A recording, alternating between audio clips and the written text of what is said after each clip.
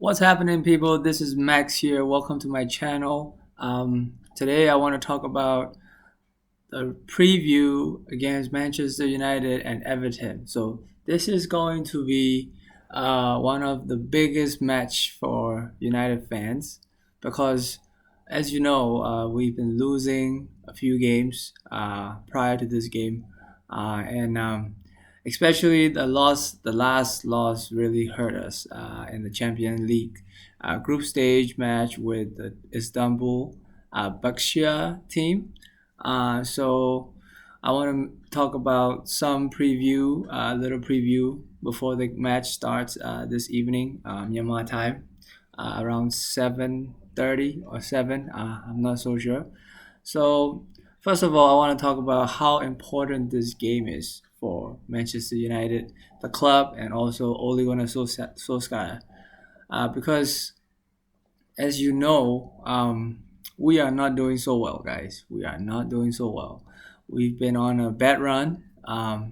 The consistency is not there. The league form, especially our home form, we haven't won a game this season. We've lost to Palace. We lost to Spurs and drew against Chelsea and lost against Arsenal. So really, really going through a really bad round of form. And for us fans from all over the world, right now in Myanmar, one of the biggest Man U supporting country, a lot of supporters in this country. In fact, there's a Man United supporter club. Uh, it's a big group. It's a big group. So and also I myself have been supporting Man United for about as far as I remember, I guess, since the Fergie days, like 99 treble. So, yeah, there's a lot of fans here out in Myanmar.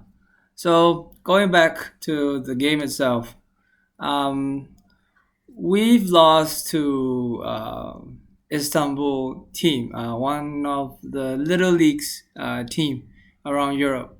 And even before that, our pivotal game against Arsenal in home, we lost, playing absolutely probably one of the worst football that we've been playing in a while. Because I say that because before the season ended last season, like we were actually on a pretty good run. We got ourselves to top four. We finished third uh, overall. But this season, it's been a very mixed bag of results. I would say not even mixed bag. I would say probably leaning towards worse results than we've ever had before. I mean, I can throw you some stats. Even Oli came out in the last press conference of him saying that it's not so bad. Like it took us about 10 games to get like 4 wins last year or something, like, and now we've already like won 3 games. But I would say that's a bunch of bull, because I have to call it as it is. I mean, not had we've not yet had a win in our home games, home matches since last season. So as I remember correctly, we lost or drew. We lost to Southampton. After that, we drew against West Ham, and then in the beginning of the season, we lost to Crystal Palace. We lost to Spur, like horribly, 6-1. We drew against Chelsea, which was pretty bad in itself, and we lost to Arsenal, which I think for me just was the last straw. Even I could say that because that game was there to be taken. We have a pretty good squad. Arsenal is, they're okay. They're not the best team or not even close, and they are one of our biggest rivals. And to lose our home game in that manner was just how to say, it just pushes a lot of fans over the top. And then going there to Istanbul and losing to one of the small league teams away from home, even um, it just pushes a lot of fans over the edge. I've been watching a lot of fan channels across United stands, other fan channels here and there. And I think one thing I can say right now is that a lot of the fans are frustrated, disappointed, and I think the fan base which is used to be split between Oli in and Oli out groups, are now actually becoming more and more convinced that Oli is not the right man to lead us to the glory days or whatever. So it all comes down to this game. So before I go into this game, I want to say that right now, recently, there are a lot of rumors that are coming out. I've said it before in my other videos in Myanmar. You can check it out. Link in the description.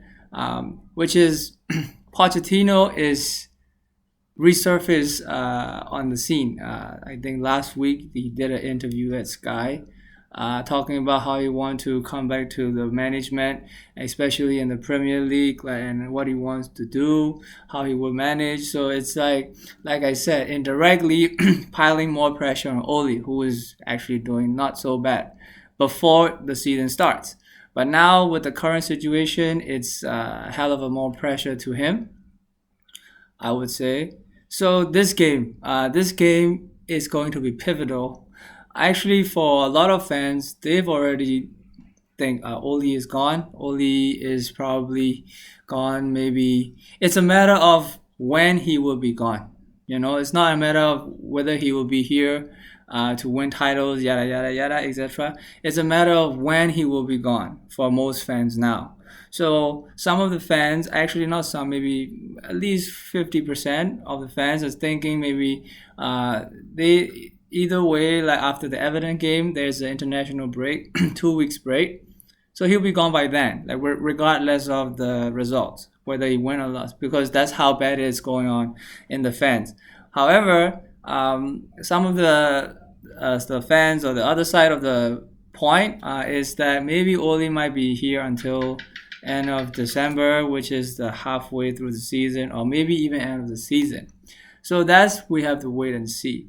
Either way, if we lose this game against Everton, I would say there's a very high chance that Oli could be gone a lot sooner than what the other fans are saying. So all in all, this is a very important game for us, for the Man U fans, Manchester United fans, for Oli, for the players, and the club in general, moving forward into the season. So with that in mind, I want to talk a little bit about the game itself. So how does Man United line up against Everton? So let's look at Everton first, because it's their home. It's their home game. They haven't been doing quite well in the last couple of games themselves. They've lost 2 away to Southampton, and I think they lost to West Ham at home.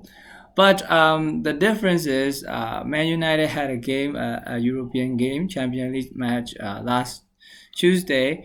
Everton has had a whole week off because they're not playing in Europe, obviously. So the players are more fresh, and I think they're one of a few of their key players. James Rodriguez is coming back. Lucas Digne is coming back. I don't think Richarlison is coming back because I think he had a 3-match ban. So, but they still have a very strong squad. And Ancelotti probably is thinking, the Everton manager is probably thinking, we have a chance, because Man U right now is not too hot, and there's a lot of rumors about some disruptive events happening in the squad, in the dressing room. Players are not performing, all these lost, yada yada yada. So Everton probably think they have a very good chance to beat United right now, especially now. So from the United point of view, that actually puts more added pressure to win the game, because outside all these news are coming out about Pochettino, like Oli might get replaced. So there's a lot of uncertainty, there's a lot of unrest on and off the pitch. So we have to wait and see. Guys. I don't really know how to call it. It could go either way. But the bigger picture is that even if United somehow scrape a win or like beat them, like blow them out of the park like with 3-0 or 4-0. We don't know what the future is. Sure, I mean, if we win by like 2 or 3 goals and convincingly, in other words, Oli might have a little bit longer chance, like to turn it around, like maybe it will give more time.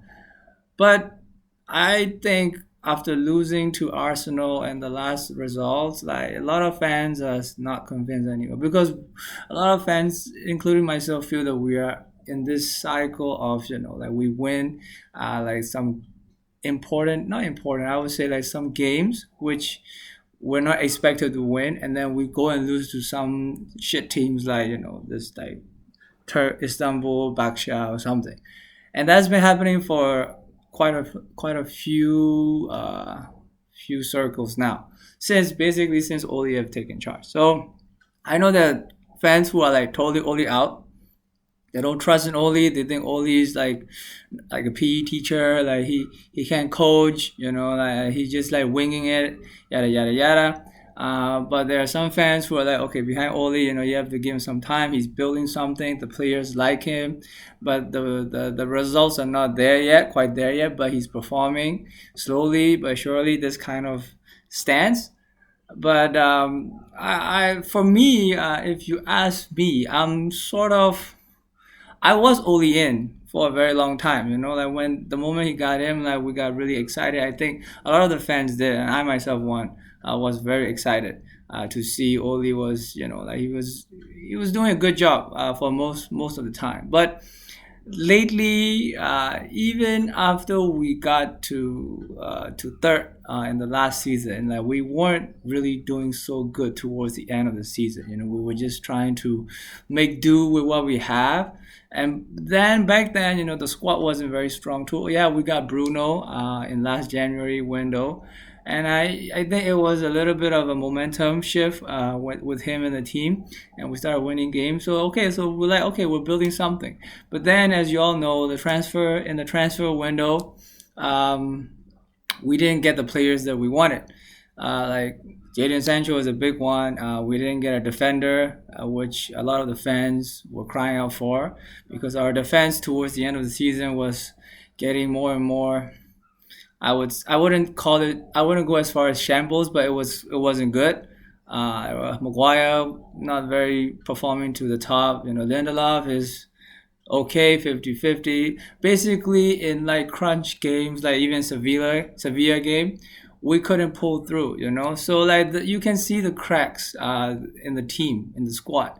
And then, of course, we didn't get back as much as we thought we would. Like, we didn't get Jadon Sancho, we didn't get a defender. We weren't even talking about defensive midfielder, which we also need. Very important position, in my view, and a lot of fans' view. We still have Matic and McTominay, which I think they are just maybe at best above average players. Like even to be playing in like a big team like Manchester United, they're not at the highest level. So, anyways, those things are, I guess, compiling towards this season, and you can start to see the team is getting like disseminate. Like it's getting, how to say, what's the word? Like dismantle. Slowly by slowly, like cracks. You can start. The cracks are getting bigger. It's appearing more and more, and that translates to playing consistently, performing well on the pitch. So, but that's one point. That's one side of the story. Another side is the tactics. So this is what the most of the early outers are, saying, and they've been pretty much saying for about a year now, maybe more than that for some, is that Oli is not being able to bring the best out of most of the players under Manchester United. And his tactics are not consistent. In fact, like his tactics, there's none. He just play counter attacking football. Whether like how is it? There's no real attacking formation. There's no real attacking threat. There's no positioning. There's no ball control. It's just one trick pony. That's what they are calling Oli these times. So that side of the argument is becoming more and more, how to say, obvious in a way, because he's not backing up with the results, and also the way in the manner that we've been losing to these teams like Arsenal and Spurs and even Istanbul last week. It's pretty evident of what they has been saying. So right now, to summarize, to make it short, the club is not going in the right direction. The club is lost. I think Oli himself is pretty lost, and also the players. I think that transpired to the performance on the pitch. So what I'm trying to say is, guys, this is not good times for Manchester United, or like us fans. So with that in mind, we go into this game. It's tonight. It's still a very big game as a whole, because we are currently now on 15th. We're sitting on 15th, which is one of the lowest starting position going into the season at this point for any Manchester United manager.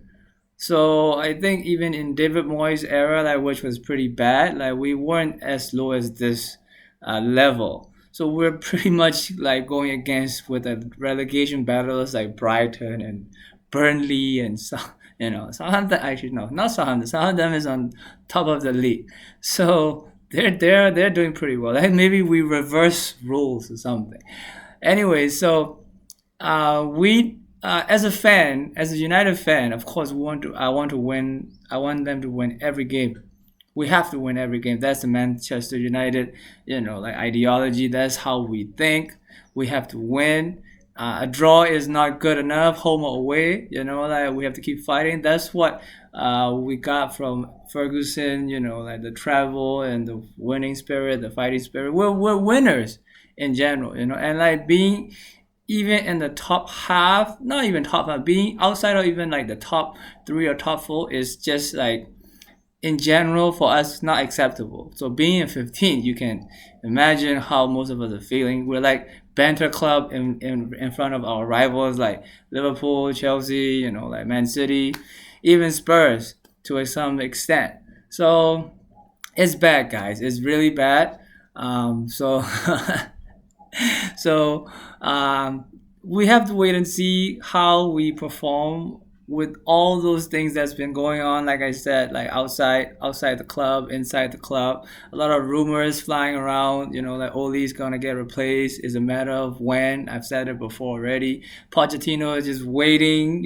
Like, right, literally, like, outside the ground, ready to step in. Be in charge. He's been potentially going as one of the leading candidates, and there's a few more who are in line. But he was the one who's been touted like for a while, and of course he doesn't have a job over for like a year. Like, his last job was at Spurs, so he's highly regarded, highly like praised potential manager. So definitely Oli is under a lot of pressure. That's my point. So he's under a lot of pressure, and a lot of fans think, like I said, either win or lose, it doesn't really matter. It's only a matter of time he gets replaced.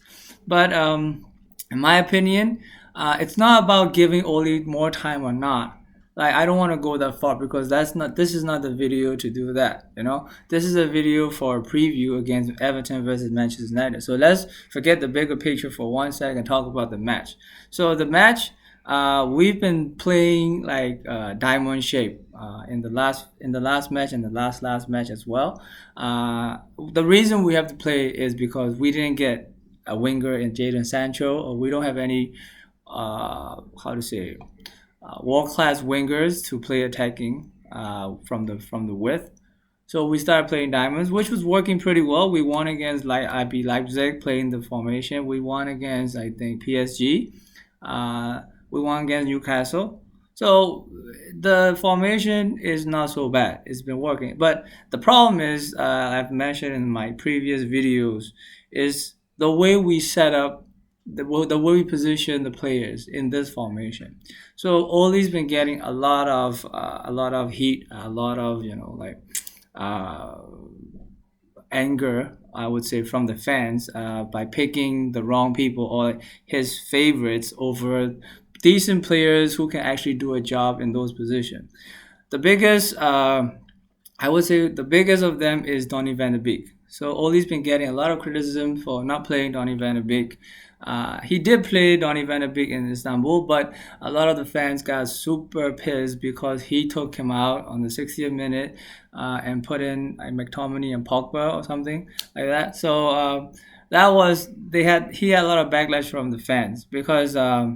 If I really have to dive into this, there's a lot of politics that's go with it. Donny van de Beek maybe wasn't the player that he wanted for the summer. He probably wanted Jack Grealish, but he didn't get it. Of course, he was more expensive than Donny van de Beek, which was about 80 to 85 million pounds, and Donny van de Beek was about 35 million, 40 million euros. So there's a lot of politics that's going behind the scene as well. That as far as us fans don't wouldn't know much about, but we can only how to say speculate. So, anyways, Oli's been getting those kind of backlashes from the fans. Uh, as for me, if you ask me, I think Donny Van de Beek is a good player. He's young, he's energetic. He's actually IS Academy graduate. Like he's very how to say positively aggressive. The way he plays, he can construct ball movement, ball control. He's very tactically sound. So using him in the midfield is not a bad idea. Bad idea, but I think the problem is where Oli keeps choosing McTominay over him or Pogba, who's not in a very good form since he came out of COVID recovery. Uh, over him. So those two over him. So we as fans don't know why exactly he's doing that. There might be more things that we don't know about. So what I feel is in either way, football is a result-based sport. Football is a reactionary sport, and as fans, especially Manchester United fans, are highly, highly reactionary. And when I say reactionary, I didn't mean that in a bad way. I mean that in like there's a lot of pressure towards being a Manchester United manager, player, or even as a club. And as fans, we hold a very high bar. So like even if we have like win against PSG and Leipzig, normally okay, those two wins are pretty big. As I think we can all accept that. But losing to Arsenal and losing to Istanbul in a manner that we lost is not acceptable. And on top of that, the manner that we lost is like we didn't create enough chances. We weren't active on the ball. It was very negative football. It was very flat in other words. So Oli's under a lot of pressure, guys. Like I won't lie, I won't lie. Like I think everybody knows that. So this match, it could. What I'm trying to say is this match is like a pivotal in the sense that like if we win, it wouldn't matter as much because of the results that we got. But if we lose, it could be devastating for Oli and the fans, and of course the club. So I wouldn't even call this a must-win game. It has to be a given. Like the minimum is to win. Like I think in Arsenal match also I said this was a pivotal game. It was a must-win game. But I think because of the Arsenal loss and the loss to Istanbul, this becomes like a make or break for Oli in some sense. Means like if he doesn't win, he could be gone like within like the next 2 weeks. That's how bad it could be, and the next manager could be in, maybe before the end of this month. So for Oli, I think it's a very very important game. And as for the fans, of course we have to win. I mean, we are in 15th for God's sake. We've never been this low in the Premier League table at this stage of the season.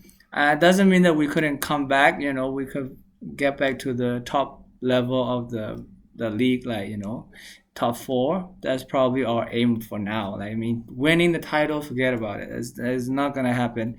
At least for the next couple of years. At least I'm saying.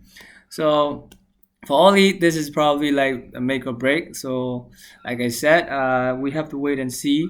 The lineup, I would say my prediction is the Gia goal, of course. The back four doesn't really change because Tellers is still, I think he just started training last week. No, sorry, 2 days ago. He also have COVID, so I don't think he'll be playing. I don't think he's fit enough. So Luke Shaw, of course, left side, Wambasaka on the right. Maguire, Lindelof, as usual. You can't change that. That's only top four. And again, there's no other first teamers to take their positions. So they are pretty much themselves. So the middle is where it gets interesting. The middle will be, I would say he might go back to 4-2-3-1. Just because the diamond didn't work very effectively in the last two games, and also this is away, so he might actually set up to be a little bit more defensive. That's what Oli does all the time. And funny thing is, when Oli does that, he tend to win. When he give the ball to the other team and let them play, and then the counter attack, that's his game. He wins those games. So I think he might just go back to that. Being under a lot of pressure, he probably just get a little bit defensive. Even in his press conference, like he was getting a little bit defensive. So I think that will transpire to the team, to the squad, how they play. So even some people are saying he might go five at the back, but I mean it's Everton, like it's not like we're playing Liverpool or like Bayern Munich or even PSG, which actually he did go five at the back. So it's Everton at the end of the day. They are like, I mean they're doing pretty well this season, but they are like a mid-table club at best. I mean like seven, eighth. That's probably where they are on a good season. So, anyways, I think he'd probably go for the back, two defensive midfielders and three at front, and then one striker. Probably Martial. I think Martial is coming back. So going back for the back, Maguire, Lindelof, Wan-Bissaka, Luke Shaw, and two defensive midfielder. I would say, I know I hate to say it, but he probably will pick McTominay because that's his golden boy. He's been probably saving him like for this game. If even though I don't really approve of him playing in this kind of game, but actually, when you come to think about it, like he could work in this kind of game because Everton is also a team where it doesn't really use a lot of width. He so what I mean is they need to go down the central part of the field. So we need to have some players to block and pass the ball and create chances towards the other side. So McTominay might not be a bad option. I will pick Fred as next to McTominay because I think Matic is a little bit slow. He could do a job, but I think because he played almost 90 minutes in Istanbul, so I don't think I'll pick Matic, but we'll have to wait and see for that. So my team is for the back, two defensive midfielder will be McTominay and Fred. So and three up front is I have to pick Bruno, of course, as a number 10, and Rashford on the right. On the left as always, and on the right, we have a choice. We could either go with Pogba or we could go with Donny van der Beek. So this is where it gets interesting. I think a lot of the fans want Donny van der Beek to start, and one of the reasons they are saying why Donny van der Beek got taken off at Istanbul is because he's saving him for this game, which is very important. But I don't think so. I didn't think so then. I don't think so. I don't think so now. I don't think that's what happened. Uh, he just want to use McTominay. That's my personal opinion. So you guys can have a different view about it. Let me know in the comment section. But my view is he liked McTominay. I don't know why he liked McTominay. I think he thinks like he's one of those hardcore Man United player like who has a lot of passion. Like Oli's a passion merchant. I'm sure you guys have heard that in other channels as well, like other comments as well. But that's probably why he picked McTominay. So we have to wait and see. So if you ask me, I would pick, like I said, McTominay, Fred, and Pogba. I wouldn't pick because Pogba right now is his form is just 50-50 for me. Like he hasn't done anything. He hasn't created any chances. Like he's been okay, just okay. So Donny, on the other hand, like whenever he's playing, like whether it's like 15 minutes or 20 minutes or when like here and there. He's been sharp. He's been good. He's been the one who's like doing something on the ball, off the ball, creating chances, making plays, yada yada yada. So Donny Van de Beek would definitely play. So I would go McTominay, Fred, Van de Beek, Bruno. We need to pick Bruno because Bruno is, like if he's on the pitch, he's a threat. He's a threat. No matter where he plays, how he plays, who he plays with, he's a threat. So Bruno and Rashford. So those three can interchange. However, like Bruno can play on the left or right or front. Rashford probably on the left side. Donny Van de Beek and Bruno can exchange positions. That's what my call is, and of course Marshall at the front. So that's my team lineup. We have to wait and see what Ollie does. I think Ollie's also under a lot of pressure of the team he picks, regardless of the win or lose. Of course, if he loses, it's gonna be a lot of criticism on him. So that's my lineup. You guys, if you have any idea or like if you think any differently, you can leave a comment below. You can join the conversation down in the comment section. So finally, to wrap up this video, my prediction is it's really hard to predict this game though.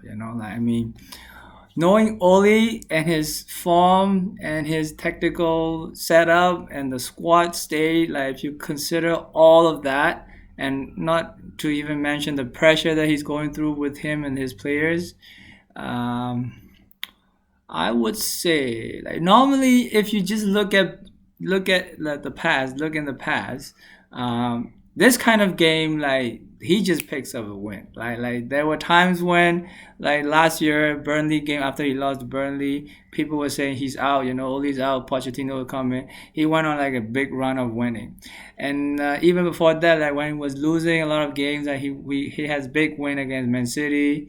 He has a big win against Chelsea. These kind of games, he tend to do really well. And also, don't forget, Everton might be on the front foot because they're playing at home, and they might bring the ball out to Ole's to attack. So you have to keep it in mind. This kind of attack, this kind of play, Ole thrives. Ole and his team thrive, which is to set up shop at the back, and then just counter attack and play.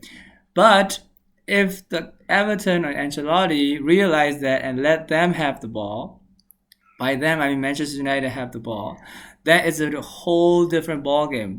You saw that in the game against Arsenal, you saw that in the game against Chelsea, you saw that in the last game against Istanbul, which is let them have the ball, let Man United have the ball. We will set up defense and then counter attack them.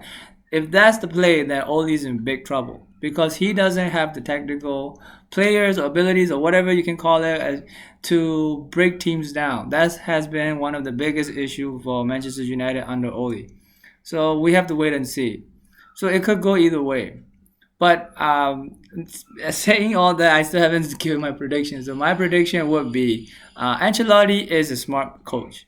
If it was a young coach, like maybe I don't know, like maybe a Southampton coach, or even I would say who else would be who's young, like even like I don't know, maybe like a Southampton coach, or even there has to be one of the young up and coming, or not Leeds, sorry, not Leeds, like who play like attacking football, like Leicester, like I don't know, sorry, Brendan Rodgers definitely play counter attacking. So like Man City. Okay, let's say Man City. I know they are a very good team, but like they don't play defensive. They play open attacking football. If the Everton set up in that sense, probably Manchester will probably scrape like a 1-0 win, or like even like 2-0 or 2-1. So a lot of the result prediction depends on how Ancelotti will set up his team. If Ancelotti is smart enough, which I think he is, technically also more experienced and better than Ole, he probably will say like, hey, okay, Manchester, you can have the ball. We'll set up shop. Even though if it's our home game, you can break us down, and then we'll counter attack. You know what I'm saying? So that's how it's gonna break down. But if I have to guess, Manchester, they really need this win. They really need this win, so they're probably gonna start playing very high attacking football. But that will probably only last about the first 15-20 minutes maximum. But then if Everton can somehow block the attack, defend, which is not very hard, I guess, to assume, and not give away any stupid fouls or especially penalties, I think Everton probably can come into the game, control the game, and then probably like get like a 1-0 or like 2-0 win. So with that in mind, I have to say, I don't think Manchester have what it takes to win. But even though the history say otherwise, I think now somehow it feels a little bit more broken. In a sense, more how to say, more impossible than before. Because last in the past also these kind of games are pretty impossible to win, but Oli somehow turned it around. That's probably why he's still at the job right now. But I think this time is a little bit different, like the in and out of field, like rumors and situations that's been happening. I don't think he has enough to bring it back this time. I really don't. I might be wrong. You guys, if you guys think differently, you guys can leave a comment. Share your thoughts. That's totally fine. I'm a fan channel. I'm starting a fan channel. Like you can speak freely, like what you think. Without any like insulting and whatever, bringing people down. But it's open to discussion. But if you ask me, I don't think Oli can come back from this the particular run that he's in. Like maybe, so at best he probably could get a draw because I still don't think he could probably break teams down, especially if Everton set up like very defensively tight.